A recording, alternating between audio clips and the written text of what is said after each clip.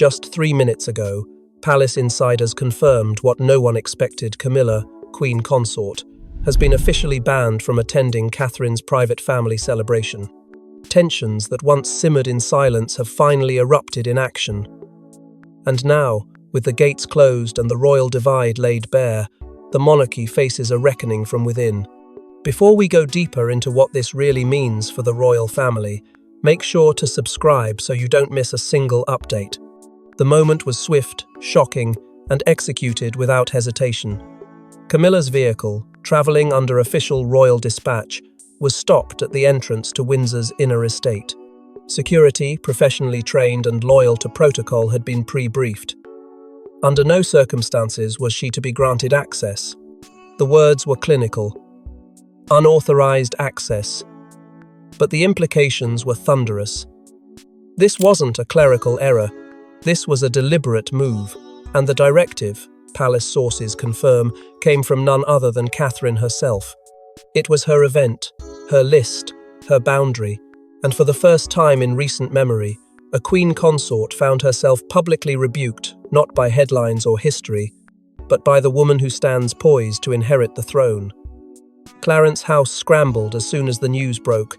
Emergency meetings were called within minutes. Advisors moved quickly to control the narrative, but the leak had already escaped into the press. Camilla, once again at the centre of royal controversy, now stood humiliated. And Catherine, so often cast as composed, deferential, even docile, had crossed a line that no royal in recent decades dared to tread. Was it personal? Absolutely. But it was also political.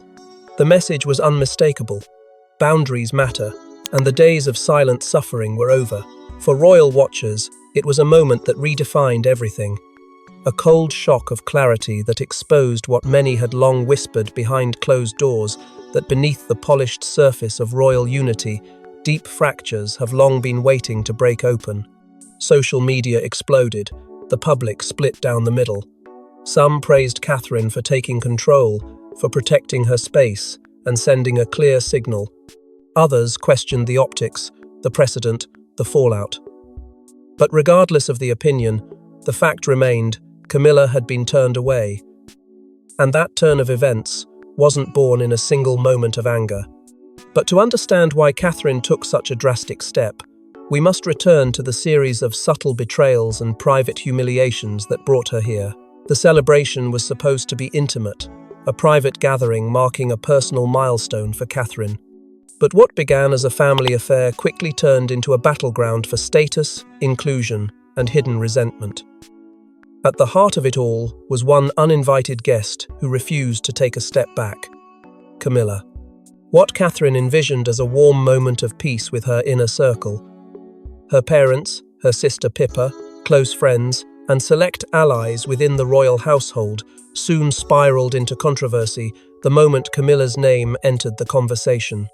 Though no formal invitation had been extended, Camilla's aides had already begun preparations for her attendance, citing her status and claiming it was assumed protocol.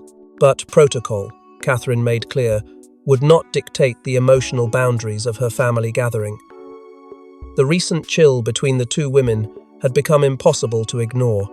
Months of silent tension had left an unmistakable mark on royal engagements, and behind the scenes, efforts to reconcile had failed repeatedly. Matters worsened when Camilla reportedly insisted on bringing her personal staff, including a royal photographer known for carefully curated press leaks. That demand, according to insiders, was the final crack in Catherine's patience. William, cautious but firm, supported his wife and urged restraint, advising against creating unnecessary drama. But he didn't try to change her mind. Catherine spent weeks deliberating. She weighed loyalty, optics, tradition. But in the end, she chose honesty. Her family, her moment, her rules. And when she gave her final word, there was no hesitation. Camilla would not attend. That decision sent ripples through the royal corridors. Some praised Catherine's courage, calling it a long overdue assertion of boundaries in a family that too often blurs them. Others, particularly those close to Charles and Camilla, saw it as a dangerous escalation, one that could spark internal division at a time when the monarchy could ill afford it. But for Catherine, this wasn't about politics or rebellion. It was about reclaiming a sense of peace, of trust, of safety. And she was no longer willing to compromise. As the royal household scrambled to interpret what this meant for the future, a deeper truth was becoming harder to ignore. Catherine was no longer asking for respect. She was demanding it. But the seeds of this explosive moment weren't planted this week. They've been quietly growing for years, fueled by whispers, rivalry, and a crown divided. For years, two women have walked the same gilded halls, one by marriage, the other by destiny. Camilla and Catherine have never exchanged public blows, but behind palace walls, a quiet war has been raging. Now, that cold war has erupted into public view. The Queen Consort and the Princess of Wales, two women occupying powerful, symbolic positions, were never meant to clash so visibly.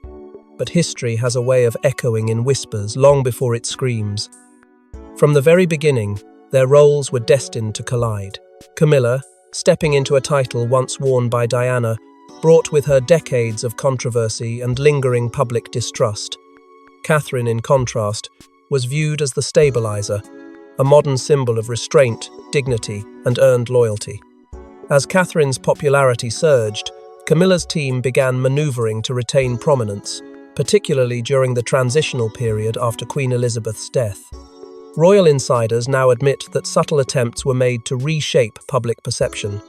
Briefings were given to select members of the press. Stories emerged never overtly malicious, but enough to cast doubt.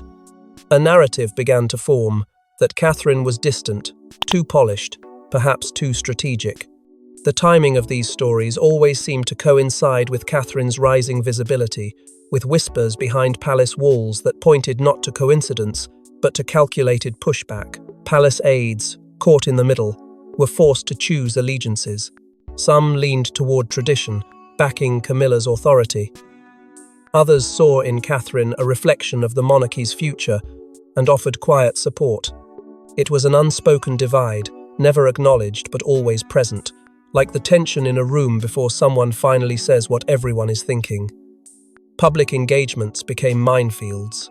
Photos captured cold glances, coordinated appearances were carefully stage-managed to hide discomfort. But the camera never lies. Over time, the frost between them became visible to those who knew where to look, and yet Catherine never retaliated. She remained silent, always choosing grace over confrontation, until one final moment broke that silence. A moment that wasn't loud, wasn't public, but deeply personal. A moment insiders now say shattered any hope of reconciliation. Catherine, pushed for too long, finally reached her threshold. And when she did, she didn't speak, she acted. And her action, excluding Camilla from a private family celebration, wasn't just a decision. It was a declaration, a sign that the quiet war was over and a new chapter of royal reckoning had begun. And that final betrayal, insiders say, came not from words but from silence, in Catherine's darkest moment. When Catherine faced her most vulnerable chapter, struggles with health, family, and privacy, she expected solidarity. What she received from Camilla was silence. And it's that silence, deafening in its absence, that insiders say shattered whatever fragile peace remained. The pressure on Catherine during that period was relentless. Her public disappearance sparked a frenzy of speculation. Rumors multiplied by the hour, tabloids dissected her every absence, and the world questioned where she was and why she had vanished from public life. But while the press swirled with invasive curiosity, what truly broke Catherine wasn't the headlines, it was the lack of support from those inside the palace walls. Senior aides requested a gesture of unity, a brief, compassionate joint statement to the press, a simple acknowledgement that the Princess of Wales was recovering privately and deserved respect. It didn't have to reveal anything. It only needed to offer presence, but Camilla refused. Courtiers say she dismissed the proposal with a wave of her hand, claiming it was not the palace's responsibility to manage speculation. Her refusal shocked those in the room, many of whom expected her, as Queen Consort, to to lead with empathy. That moment was pivotal. Behind the scenes, Catherine's team reached out directly. Personal messages were sent. Nothing grand, just an appeal for kindness. But again, no response. Days turned into weeks. Catherine, dealing with the emotional weight of public scrutiny and personal recovery, was left entirely alone. William, caught between loyalty to his father and rage at the silence from Camilla, reportedly described himself as furious but restrained. He held back, for the sake of peace, but Catherine no longer could. Whatever doubts she once had about Camilla's intentions vanished in that silence. It wasn't just neglect, it was betrayal. A calculated refusal to stand with her in the very moment when her humanity outweighed her title. And that betrayal, quiet and cold, carved a line Catherine would not cross again. The trust was gone. And from that moment on, the foundation of royal unity began to splinter. For Catherine, the hurt didn't manifest in outbursts or headlines, it showed in her resolve. Her decision to ban Camilla from the private family celebration wasn't a reaction, it was a conclusion. A culmination of years of tension, quiet slights, and a final, shattering disappointment. And while the palace continues to spin narratives of harmony, the truth beneath the surface has never been more exposed. But even as personal wounds festered, another force was shaping Catherine's resolve, one that came not from pain, but from power. They called her the silent one, the supportive one, but they were wrong. Behind closed doors, Catherine has grown into one of the most decisive forces within the royal family. And this moment banning Camilla wasn't emotional, it was strategic. It wasn't about revenge or resentment. It was about control, about reclaiming space, and about drawing a line that had never been drawn before. In recent years, Catherine's presence has evolved from ornamental to instrumental. Quietly, steadily, she has begun shaping the very image and rhythm of the modern monarchy. No longer just the loyal consort, she now plays a commanding role in internal planning, her input sought during scheduling discussions, her instincts respected during diplomatic preparations, her vision subtly shaping family strategy. Palace insiders reveal she has become a core voice in determining who appears where, when, and with whom. Her instincts for public sentiment are no longer viewed as intuition, they're seen as precision. Her speeches, once soft and scripted, have become more confident, more influential, laced with the same calm assurance that once defined Queen Elizabeth. Behind the scenes, Catherine has begun to command loyalty not through authority, but through earned respect. Her decision to exclude Camilla from her private family celebration was no spontaneous act. It was measured. Sources close to the situation confirm that private polling was quietly reviewed, gauging how the public might react to bold moves that reasserted her boundaries. The results spoke volumes. People trust Catherine. They believe in her quiet strength, in her role as the emotional anchor of the monarchy's future. That trust gave her leverage. And with William's unwavering support, her confidence solidified into power. For the first time, senior aides have begun briefing her directly on matters once reserved for the monarch and queen consort. Camilla, once central in those conversations, is now being bypassed. And while no formal announcements have been made, the shift is unmistakable. It's no longer a question of presence, it's a matter of positioning. Catherine is no longer walking in anyone's shadow, she's casting her own. Every move she makes now carries the weight of significance. Every silence has meaning. And in the wake of the Camilla decision, the palace has stopped asking whether Catherine has influence. They've begun asking how far that influence will go. And with Catherine stepping into her own power, the monarchy itself faces a pivotal question. Who really holds influence over the next generation? Caught between a wife publicly humiliated and a daughter-in-law privately ascendant, King Charles now stands at a crossroads. Loyalty, legacy, and leadership have collided, and the fallout could define his reign. In the quiet rooms of Buckingham Palace, far from the cameras and carefully worded press releases, the mood is reportedly heavy. Charles, a monarch seasoned by decades of waiting, is now finding himself tested not by parliament or politics, but by the two women closest to his throne. Sources close to the palace reveal that he was privately distressed upon hearing of Camilla's exclusion from Catherine's celebration. While his outward demeanor remained composed, those closest to him sensed the internal fracture.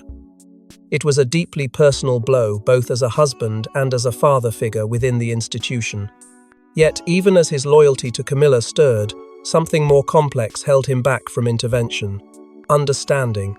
Behind closed doors, Charles reportedly admitted that he understood Catherine's reasoning, and that her actions, while uncomfortable, reflected deeper problems long ignored.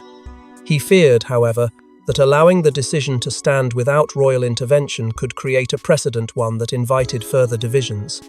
Conflicting reports have emerged about whether Charles made any attempt to intervene. Some say he placed a discreet call to William, hoping to find a middle ground. Others suggest he remained silent, fearing that any gesture might worsen tensions and expose deeper vulnerabilities within the family. The pressure on the king is mounting. Advisors are reportedly split into two camps. One side, largely old guard loyalists, is urging a reconciliatory move, perhaps a joint appearance, a carefully staged photo, a speech about unity, but the other camp sees danger in forced harmony. They warn that siding too openly with Camilla could risk alienating the public, whose sympathies are now firmly with Catherine. And so, the king has done nothing. His silence, once viewed as strategic, now feeds speculation. Is it indecision? Fatigue? Or a calculated attempt to let the conflict burn itself out? Whatever the reason, his inaction has created a vacuum, and in that space, Catherine's influence continues to grow. As tabloids churn and royal watchers speculate, one reality becomes harder to ignore. This isn't just a family rift, it's a test of kingship. A test of how far Charles is willing to go to preserve unity, or whether he, too, recognizes that the center of power is quietly shifting. As Charles hesitates, the public has already made its choice, and it's Catherine they're watching. She hasn't been crowned, but she doesn't need to be. In the eyes of millions, Catherine already represents the future. And after this decision, public support hasn't just swelled, it's transformed her into a living symbol of royal reform. What began as a private exclusion has exploded into a public reckoning. Social media platforms lit up within minutes of the news breaking, and the reaction was swift, emotional, and decisive. Hashtags supporting Catherine trended across multiple countries. Influential commentators praised her as "grace under fire," a woman who had endured enough and finally drew the line. Ordinary citizens, many long disillusioned with palace politics, voiced a common sentiment. At last, someone within the firm had chosen dignity over dysfunction. Media outlets followed suit. Headlines didn't just report the fallout, they reframed it. Catherine's line in the sand ran alongside powerful opinion pieces, hailing her as the quiet force the monarchy has long needed. Columnists likened her composure to that of Queen Elizabeth during the family's most turbulent decades. Comparisons surged between Catherine's stillness and Camilla's chaos, between a future built on public favor and a past haunted by controversy. The impact was immediate. Camilla's popularity, already fragile, took a sharp hit in tracking polls. While no official figures have been released, insiders say palace advisors are alarmed. Meanwhile, Catherine's favorability has soared, not because she's loud, but because she isn't. Because in a time where headlines are filled with scandal, she chose silence, poised strength, and a refusal to entertain dysfunction in her own space. Beyond popularity, Catherine's role is expanding. More people are calling for her to take on greater ceremonial responsibilities, not just beside William, but independently.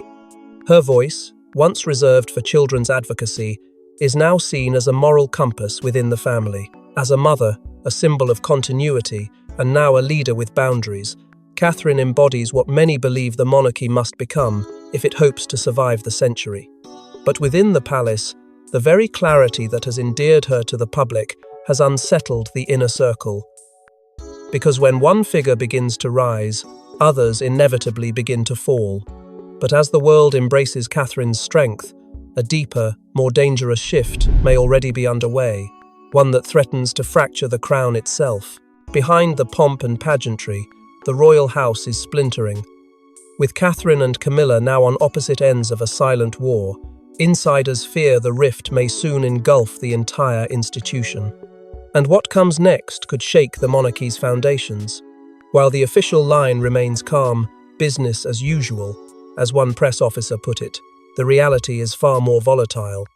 Tensions between Clarence House and Kensington Palace have escalated to a point where even the staff can no longer pretend all is well.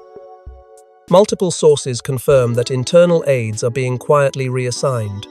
Joint communications teams, once responsible for coordinating family appearances, are now working in silos. Shared schedules have been cancelled. Even routine briefings, once handled jointly, are now filtered through intermediaries. Meetings that were once held with ease are being postponed without explanation. And family unity events previously used to display cohesion are being reconsidered altogether. William and Charles, once seen as steady collaborators in managing the transition of the crown, are now reportedly speaking less frequently and with noticeable reserve. Those conversations that do occur are described as tense and strategically cautious. This breakdown at the top is sending ripples across every corner of the monarchy. Advisors worry that the growing emotional and operational divide could soon bleed into matters far more serious than protocol constitutional responsibilities, diplomatic relations, and the monarchy's ability to present itself as a united front to the world. Royal watchers are bracing for the next major public event, where body language, eye contact, or the absence of both will say more than any prepared speech ever could. The media is watching too, poised to dissect every image, every pause, every deviation from royal formality. And with Camilla's standing now shaken and Charles stuck in cautious limbo, the pressure continues to mount. Palace insiders fear that if this fracture deepens, it could lead to one of the most visible and consequential divisions within the House of Windsor since the days of Diana and Charles. Yet amid this storm, Catherine has remained eerily quiet. Not retreating, but not advancing either, holding steady. And that silence, far from passive, feels intentional, as if she's waiting, calculating, preparing for something not yet visible to the public eye. The crown may still glitter, but behind the scenes, it's trembling. And yet, amid the chaos, one question remains. What does Catherine intend to do next? No statement. No apology. No retreat. Catherine's silence has become her most powerful weapon, and insiders believe she's not done. What she does next could permanently reshape the monarchy's direction, and everyone from courtiers to citizens is bracing for it. The whispers inside the palace corridors are growing louder. Catherine is reportedly planning another private gathering, one even more deliberate than the last. This time, however, the symbolism will be unmistakable. Sources suggest the guest list is already being curated with surgical precision. Individuals chosen not by title, but by loyalty, shared values, and alignment with the vision she now quietly champions. But this isn't about exclusion for drama's sake, it's about recalibration. The same aides who once worked under Queen Elizabeth are said to be advising Catherine, guiding her with the late monarch's philosophies on duty, discretion, and dignity. And with that legacy as her compass, Catherine appears to be crafting a long game that will not just reframe her image, but refocus the monarchy itself. There are murmurs still unconfirmed that a speech may be in development. Not a formal televised address, but something intimate, something deeply personal, a reflection not of grievance, but of growth. An opportunity, perhaps, to draw a line not through conflict, but through clarity. And if that moment comes, it could mark the first time Catherine fully articulates her vision for a modern monarchy, one rooted not in inherited deference, but in earned respect. Her allies insist this isn't about revenge. She's not interested in retaliating, one aide shared. She's interested in redefining. And that redefinition is already happening, not with grand pronouncements, but with deliberate, calculated steps, each one sending a clear message that power, when wielded with restraint, can echo louder than any crown. Camilla's absence, once unthinkable, has now become the backdrop to Catherine's quiet rise. And as public support swells, as internal structures subtly shift, one reality becomes undeniable. Catherine's influence is no longer emerging, it's arrived. In a royal world where every move is dissected, where history is written in glances and guest lists, Catherine has chosen silence as her signature and strength as her legacy. Because in a palace built on protocol, sometimes the most earth-shaking decision is simply who you choose to let in and who you leave behind. Thanks for watching. Don't forget to like and subscribe, and we will see you in the next one.